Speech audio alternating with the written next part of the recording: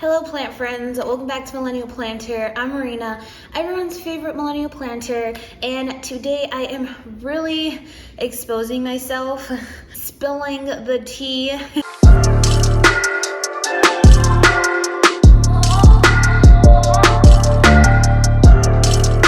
Today I am going to be sharing my plant failures, plants that I have just been trying not to kill, but somehow accidentally killing. Some plants I feel like might die tomorrow.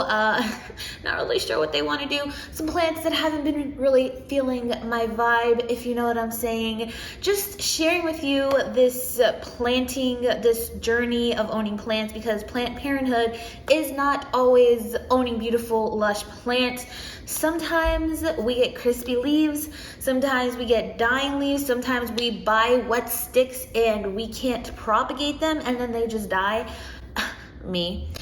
And you know, just sometimes the plant just dies because it doesn't like us, and that's what it is. I'm not here to share all of my beautiful plant successes, but I'm here to share real life with you. And you know, sometimes real life happens. You miss a couple of waterings and a plant doesn't like you for it, and that's okay.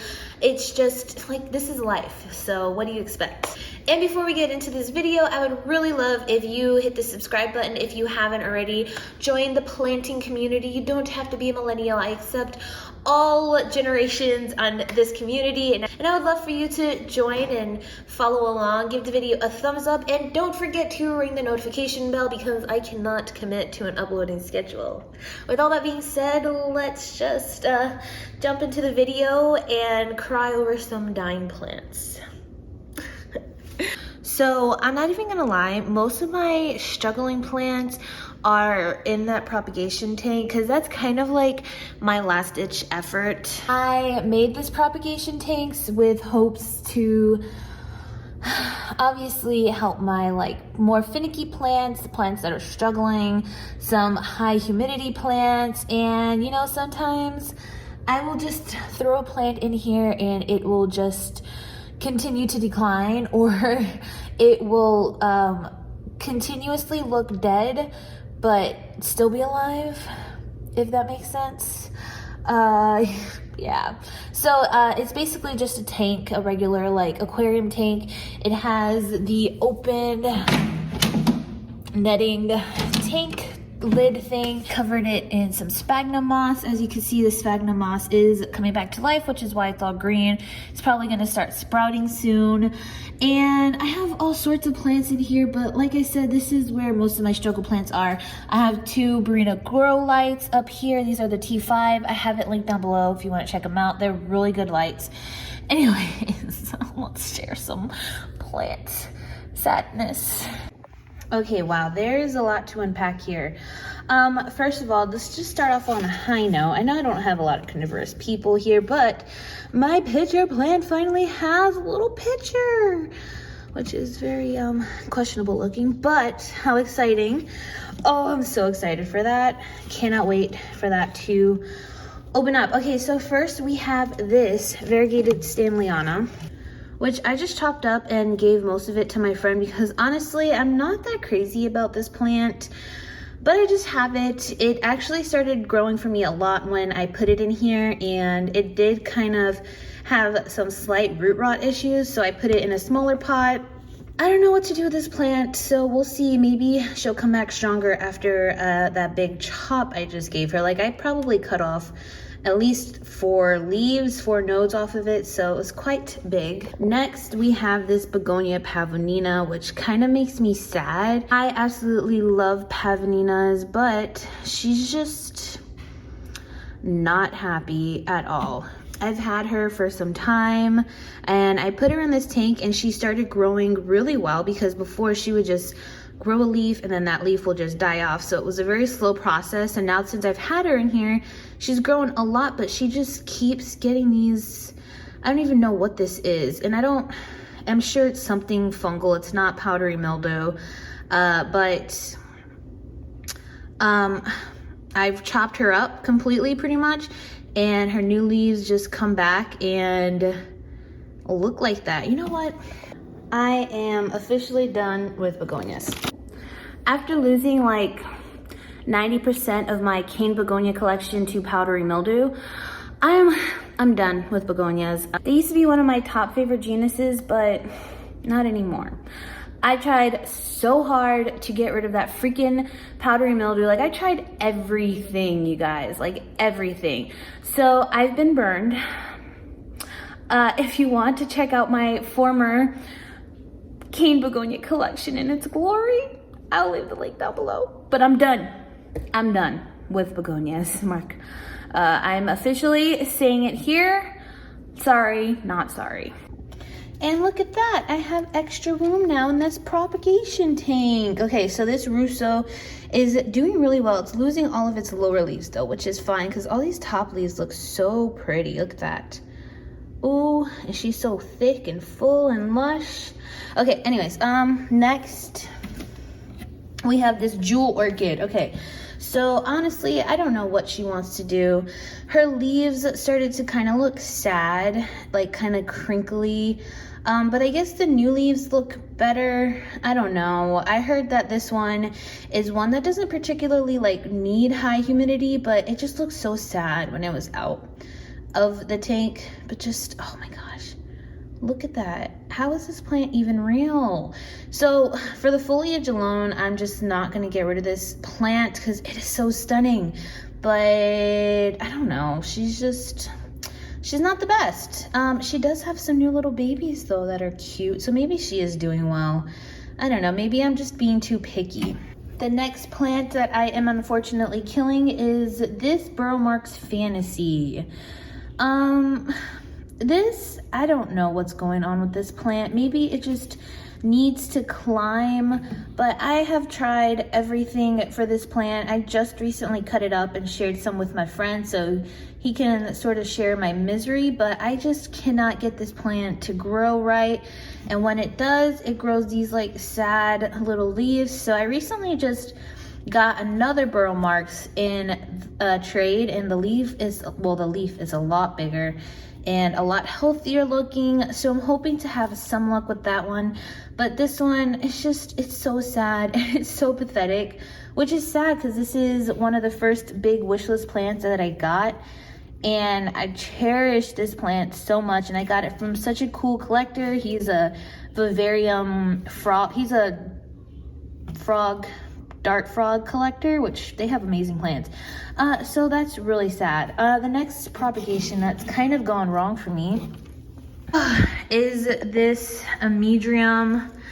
I think since the leaf hasn't been, don't mind my mess here, but since the leaf hasn't died, I guess it's okay.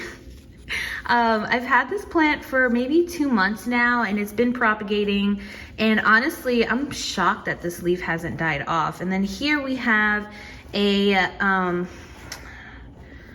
always forget the name of this plant. Oh, but look at this new leaf on my varicosum. Oh, that's exciting. But here we have the red arrow syngonium, and like, just look at how sad and pathetic. Like, these syngoniums are one of the harder ones to propagate, but this leaf looks nice. I don't know what's going on with that. I need to pull this thing out and check the roots, because like this whole thing is just, it's a mess, honestly.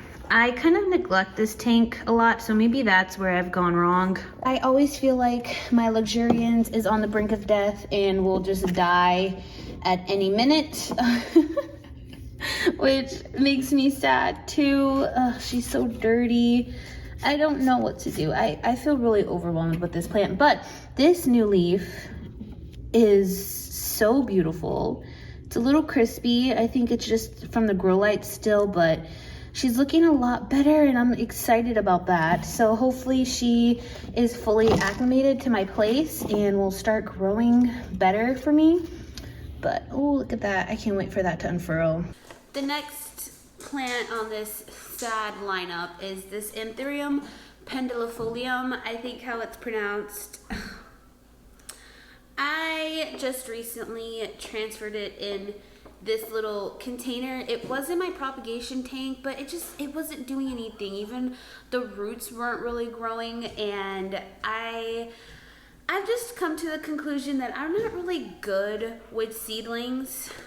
Basically, it's this, And like it has some, oh wait a second. Oh wait, no, that's just moss. I thought I saw a new root and it was just moss. It was in my propagation tank, not doing anything, not growing new roots, not growing new leaves. And I remember I saw a video from Ella, who's the Plants Meow, like over a year ago about anthurium propagations, and she said that they like perlite. So I actually might try perlite after leaving it in here for a few weeks. I just put it in here just to like really up the humidity because it is a seedling, and we all know anthurium, especially baby anthurium, are real humidity hoes. So I'm gonna try it in here for a few weeks, and if that doesn't work, I am going to put it in perlite. At least it hasn't dropped this leaf, which is really shocking, to be honest. It hasn't rotted. The stump still looks really healthy. So like I'm keeping it alive, but once again, barely alive. I'm alive, but I'm dead. Anybody know that TikTok? Back on that topic of me being really bad with seedlings. Here I have, this one actually is a seedling. This was started from seed by Jerry, who is the Plant Insider on Instagram. A lot of people know Jerry. He's really sweet. I purchased this anthurium backeri from him a while ago, and like, really, Marina, can you get your life together? Let's just, okay, this anthurium actually is very easy despite it having one sad, pathetic leaf. But it was in my little like terrarium thing I have. It's like a little house you get on Amazon, and it has a little door that kind of like flaps open and flaps shuts. And I had put it in there just to give it some like extra TLC, and the leaves were sticking out and the flap was open. I come back probably 2 hours later and the flap was shut, and all 4 of the leaves that it had, the stems were broken. And it was literally just a chance thing because it was in an area my kids couldn't really reach it. And I don't know if like maybe my cat like was sniffing around and accidentally closed it, but definitely it wasn't a kid. I obviously didn't close it, and you know, like, the husband's not gonna purposely close it. Anyways, I don't know. Okay, and then it made a comeback and it was doing great. It had a whole 3 leaves on it. Yes, I know. Big comeback, right? And I kind of saw like some spider mite, questionable spider mite on it on the undersides of the leaves, and I overtreated it, as I always do with my plants. And now we're down to this.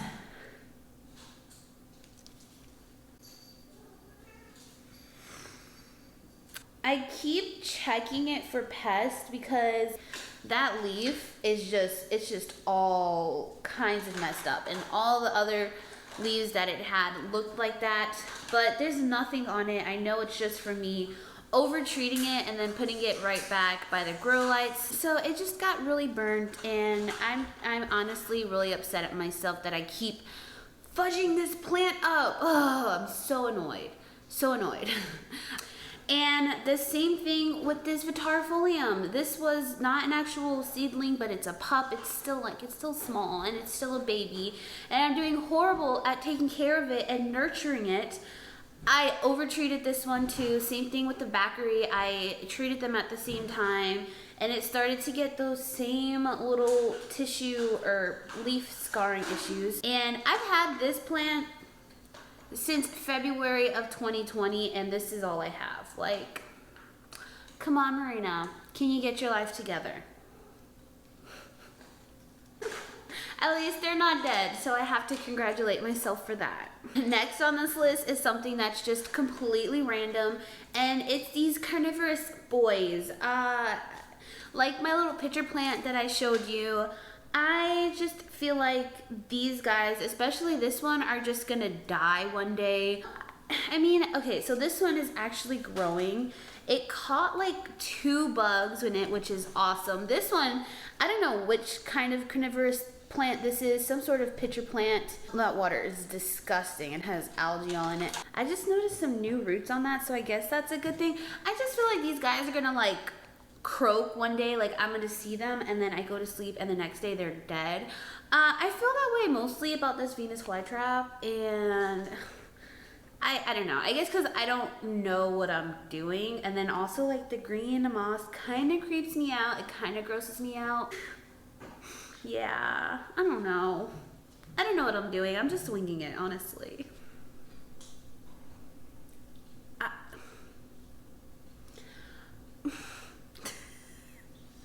Okay, I know I'm not the only snake plant killer out there. I have killed more than 2 snake plants in my life. I know in the past I have left some snake plants in too low of light, and you know, like they kind of slowly die on you if you leave them in really low light situations. However, this moonshine was not the case. I'm laughing because literally 3 days ago it was upright. It had this yellowing leaf, and I figured, you know, I was just letting it dry out too much. Maybe that was the issue. Maybe I just let them dry out way too much, and then I kind of like flood them when I water them. I don't know. I've heard people saying that. I'm not sure if that's a thing. It kind of makes sense, but anyways, I watered this one, and then the next day was this. What? I don't know. I don't know. I am just not meant for snake plants or Dracaenas. Yeah, there's just not much to say on this one other than I killed a snake plant. I can have Hoya and a lot of beautiful anthurium, but I kill snake plants, so. And the last struggle I want to share with you is this little stub wet stick that I have. It is a Rhaphidophora decursiva, and I cannot. Oh, you know what? It's the same thing with this plant. This thing, okay, this is that little like Edon, I don't know how to pronounce the name. I'll put the name on the screen. But I just cannot for the life of me get these guys to sprout leaves. I'm thinking about putting a cloche on this little wet stick. They're both like pretty well rooted, which is like the confusing part for me.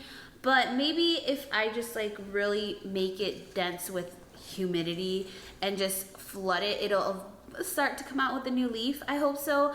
Wet leaf propagation, honestly, it is not my forte at all. Like just small things in general. Like I could do cuttings, but if it comes to like a wet stick or like a seedling like I have shared, I can't do it. I had 2 of these little eggs and the other one just completely rotted on me, and the only reason why this one is alive is because my friend fully rooted it for me and then sent it to me. And now it's just like, come on, Marina, you just have to grow the seed into a leaf. Like, how hard should that be? Apparently, it's very hard for me. So, yeah. Well, my friends, there you have it. All the tea has been spilled. You now know all my current struggles. I am open to any and all suggestions if you have any in the comments below. And please share your misery with me. Let me know what you're currently struggling with or accidentally killing. I would love to know. Maybe I can help you, or we could just all help each other out and be super supportive in the comments so we don't feel like such crappy plant parents. I hope you all enjoyed this video. I am not one to shy away from the truth, so there you go. I'm not gonna make it seem like I always have lush green plants, because I definitely don't. I hope you all are staying safe, sane, happy, and healthy, and I will see you in the next one.